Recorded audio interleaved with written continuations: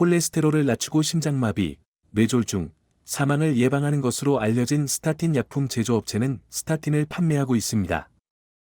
그들은 우리 약을 복용하면 심장마비 위험이 36% 줄어든다거나 하는 거창한 약속을 하기를 좋아합니다. 약을 복용하면 사망 위험을 9% 낮추고 뇌졸중 위험을 14% 낮출 수 있습니다. 그런데 그게 사실이 아닌 것으로 밝혀졌습니다. 알겠죠?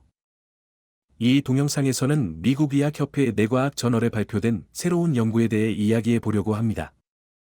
이 질문은 이 문제를 조사한 여러 다른 연구에 대한 메타 분석입니다. 그리고 제가 여러분에게 공개하려는 숫자는 여러분을 놀라게 할 수도 있습니다. 특히 본인 부담금을 지불하고 스타틴을 수년 동안 복용해왔다면 더욱 그렇습니다. 심장마비 위험이 36% 감소한다고 생각하여 10년 넘게 스타틴 부작용으로 고통받고 있다면 화가 날 수도 있습니다. 이 새로운 스타틴 연구와 이 연구가 어떻게 스타틴 관내에 또 다른 못을 박는지 이야기해 보겠습니다.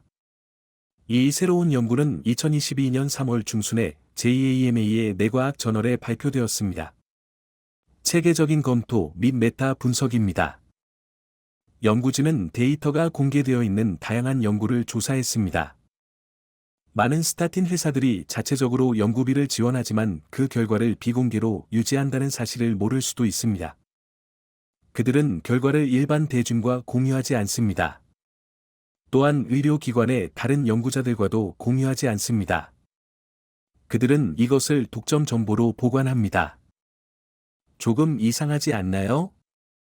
하지만 이 연구자들은 스타틴 약물이 사망이나 심장마비 또는 뇌졸중 위험을 낮추는 능력과 관련하여 실제로 데이터가 공개되어 있거나 확보할 수 있었던 21건의 임상시험을 찾아낼 수 있었습니다.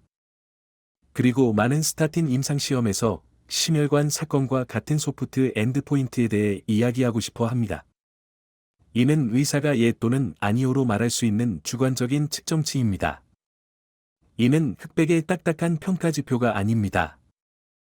사망, 심장마비 기록이 있는 경우, 뇌졸중 기록이 있는 경우, 뇌졸중 기록이 있는 경우, 이는 어려운 엔드포인트입니다.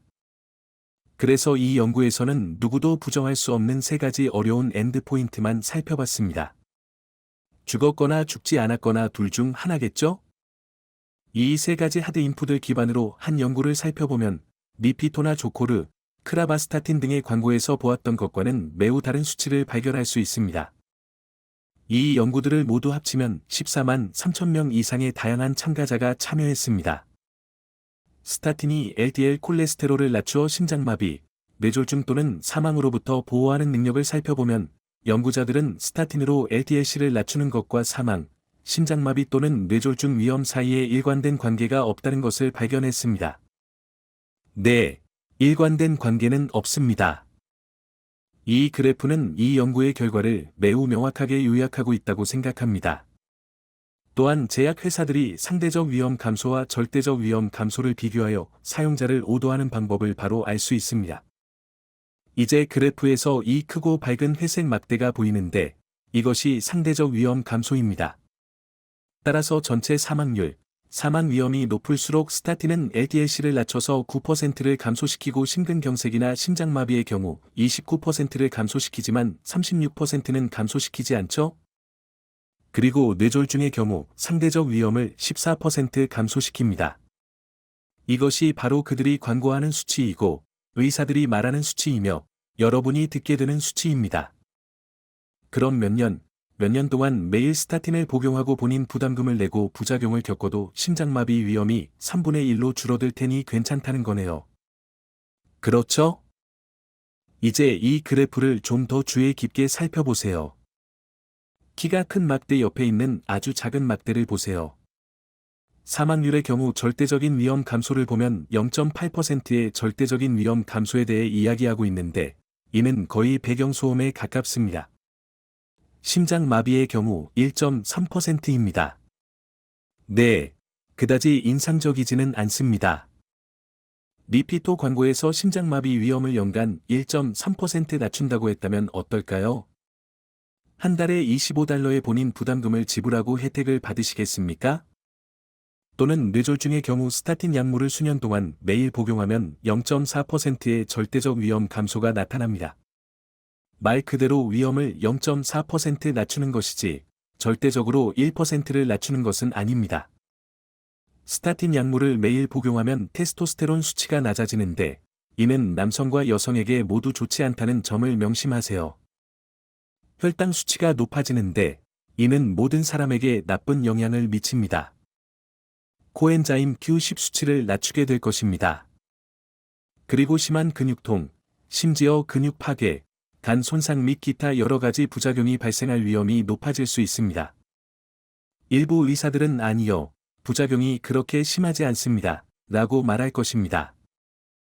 하지만 한 가지 말씀드리자면, 맛있고 맛있는 집단 소송을 원하는 변호사들은 부작용이 많지 않은 약만 쫓지 않습니다. 이 메타 분석에 포함된 모든 임상시험은 제약회사에 의해 고안되었고, 제약회사에 의해 설계되었으며, 제약회사로부터 어느 정도 급여를 받고 있는 연구자가 수행했고, 제약회사에서 급여를 받거나 제약회사로부터 보조금을 받은 연구자가 해석했으며, 제약회사에서 발생한 모든 비용을 지불하고 출판되었다는 점을 염두에 두어야 합니다. 그렇다면 스타틴이 LDLC를 낮추는 것이 실제로 어떤 이점을 제공하는지에 대한 독립적인 무작위 대조군 시험이 있다면 실제 수치는 어떻게 될까요? 저는 스타틴 복용으로 사망, 심장마비 또는 뇌졸중 위험을 줄일 수 있는 이 점이 0%라고 예상합니다. 이는 독립적인 연구에서 수행된 연구 결과입니다.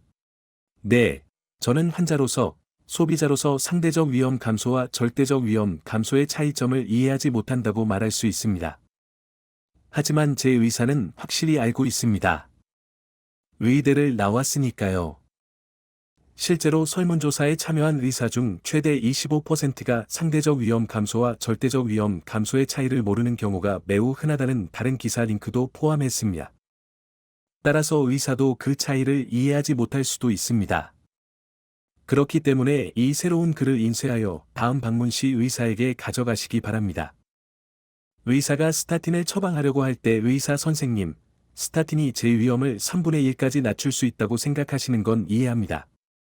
하지만 실제로는 위험도를 1% 정도만 낮춘다는 사실을 알고 계셨나요? 1%의 위험 감소를 위해 모든 부작용을 감수할 가치가 있나요? 따라서 이 연구자들은 세계에서 가장 권위 있는 의학 저널 중 하나에 발표된 이 메타 분석에서 스타틴 약물을 수년 동안 복용해도 임상적으로 아무런 이득이 없다는 결론을 내렸습니다.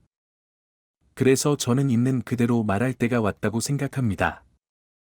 그리고 이전에 심장마비를 경험한 적이 없다면, 기록된 심장마비를 경험한 적이 없다면 2차 예방을 위해 스타틴 약을 복용할 것이라고 말하세요. 스타틴 약물을 복용함으로써 의미 있는 방식으로 혜택을 볼 수 있는 유일한 환자입니다. 그렇지 않으면 리피토, 크레스토, 조코를 쓰레기통에 안전하게 버릴 수 있습니다. 그리고 이 약을 며칠, 몇 달, 몇 년 동안 복용하면서 시간과 돈을 낭비하고 부작용으로 고통받는 일은 그만두세요. 그리고 그것은 당신에게 조금도 도움이 되지 않습니다.